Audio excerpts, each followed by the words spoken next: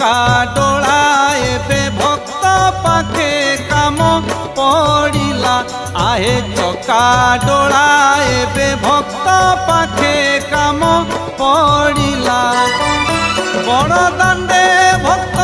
अंटा न भिड़िले नंदी घोष किबा गड़िला एबे भक्त पाखे काम पड़िला आहे चका डोला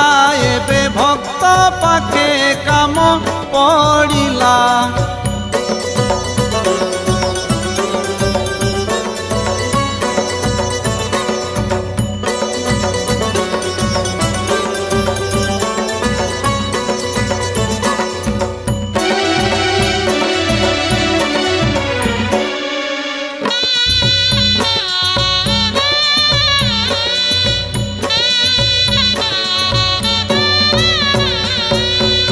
राम अवतारे गंगा पारी बेले भक्त धीवर को